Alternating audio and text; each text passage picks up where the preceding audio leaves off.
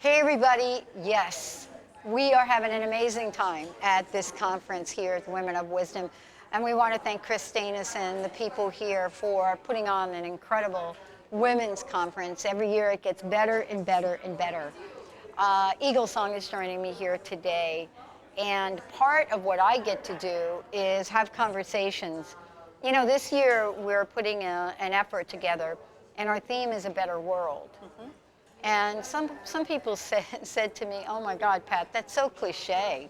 And I thought, well, it might be, but you got to ask yourselves, is if everyone on the planet did some action, at least in their daily routine to create a better world, what would that look like? What might happen on the planet? And in our arena, our better world is about having, source-free media. That's what we want to create, where media could be at the same level that most networks are at, but without the same constraints. So that conversations like this would be normal and not once in a while. And I want to thank you for joining me here today. You know, Eagle Song is your name. Yes. And so what's the journey been like for you? And how does your name reflect your life? Actually, that's a great question because people ask me often if I changed my name. Oh. And the truth is, the names come. And my name has gone through many metamorphoses through my life, which is typical in some cultures, but not this one. And so, Eagle Song, the name, my response when asked if I changed my name, I say, no, but the name changed me. Yeah, honestly, I didn't ask you that question because I never dawned on me to ask that question. Yeah, I'm more interested in, what you just said. Right.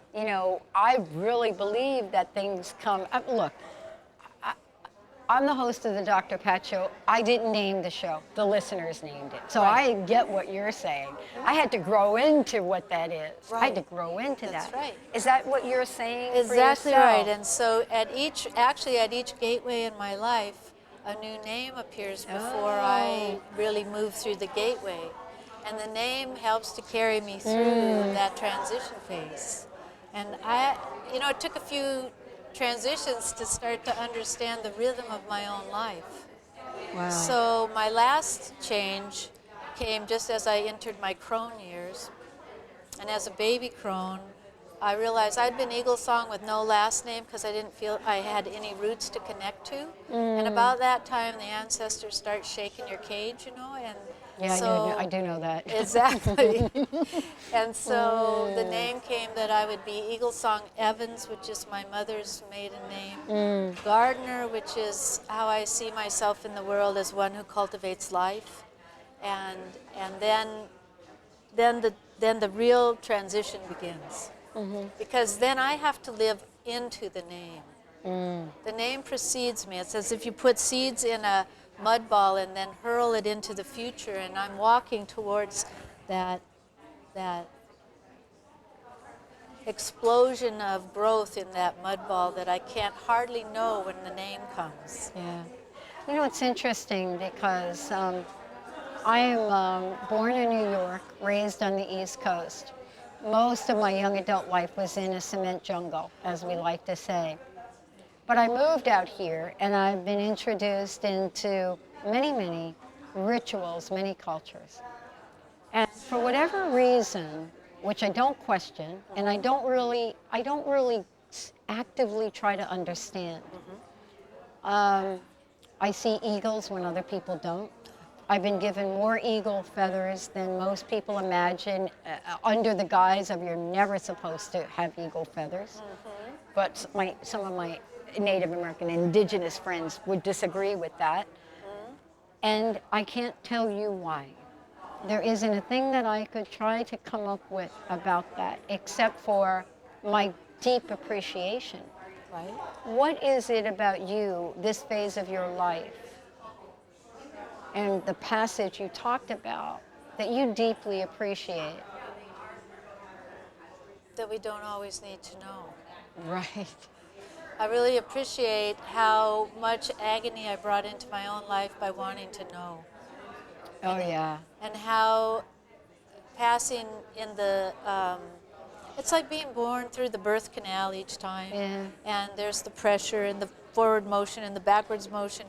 And finally that breath of life comes and it's like, oh, right. I actually did know. I've done this so many times in my life and in the lives before because we've all come through women.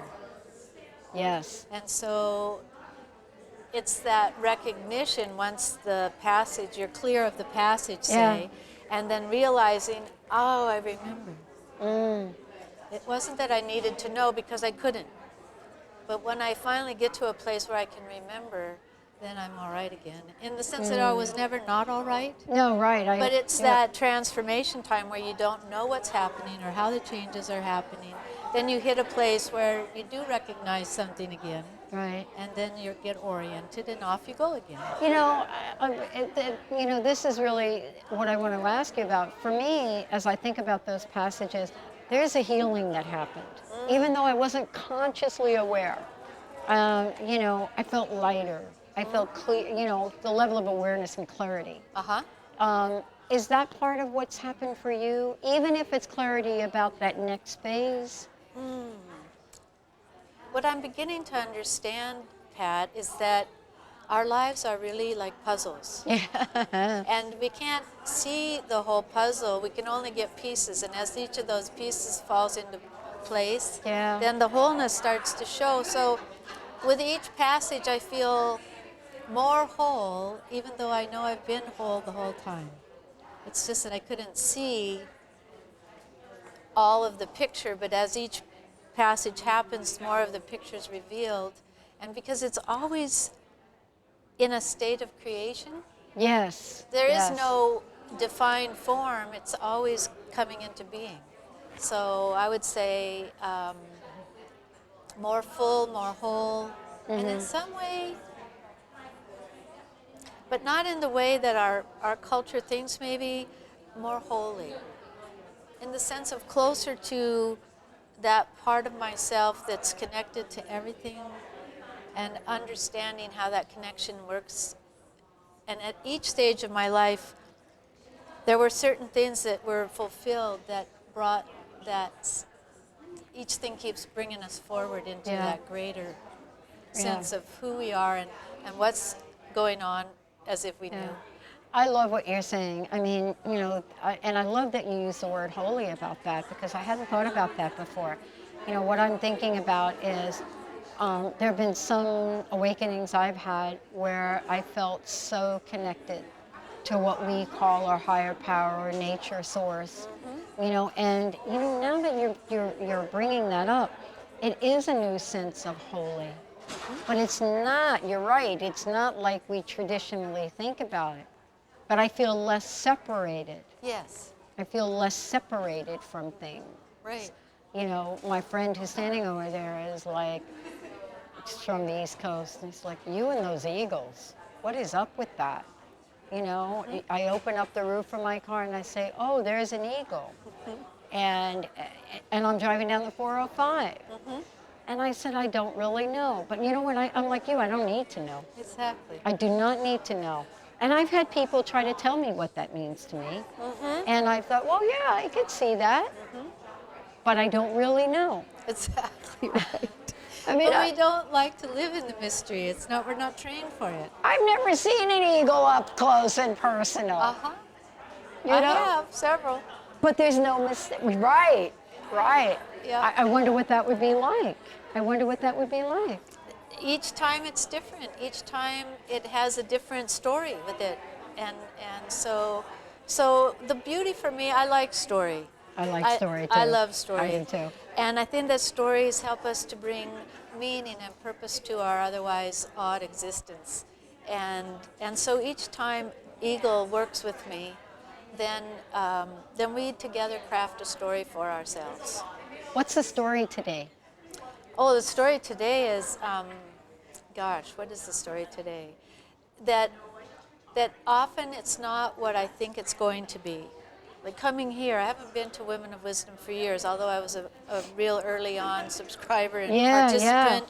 And then I was away for a goodly number of years. Me too. And now I'm back. And it was like I could imagine what it would be like, but it is nothing like I imagined. And so I had to go through the passageway, albeit a short one, of disappointment. And then I realized, right, but you know by now that really, if what you thought was going to happen isn't happening, then you must open the receptor sites, like to put myself in a place of reception, and then allow what is meant to really be happening. I could get closer to it if I would open myself to the possibility. And then as soon as I relaxed into that, then a lot of fun starts happening. You know, I'm so thrilled you brought that up. I live in, I say, you know, Great Spirit, what else is possible here? I live my life like that. That's right. And I used to be, this would be me. See if this has happened to you. I would get an answer instantaneously. Yep. And then I wouldn't believe that it was the answer. And then I would wait for something else. But it wouldn't come because I'd just gotten the answer. And then I figured it out, that was the answer. Are we waiting for, I mean, some days it's what else is possible, do the laundry. Yeah, exactly. You know, what else is possible is, you know, take out the garbage or whatever that is. How do you live your life? Do you live it in the world of possibilities? And do you ask Absolutely. questions? When I was in the greatest state of disorientation, I would Yeah. say, then the eagle grabbed the hedge witch and took her and started to give her a bigger, more planetary perspective. Wow. So she took me to England, and she said, "I want you to see this." And it was where my grandma came from, and so I had to do the work around how did she get from there to here, and where Yeah. does that affect me, and how does this whole thing work, and so then I started to understand a little bit more of the life that people had had in my direct ancestry. And then the eagle wasn't satisfied. I'd seen enough. She took me to France, and she said, "Look at this. We want you to see this place where so many people gave their lives. We want you to see also where so many things have happened that are Wow. beautiful." And how is that part of my story? How is that part of all of our story? And aren't we really on the edge of possibility? Because you know what? We've hit checkmate. And the Yeah, term we have. checkmate means the king is dead.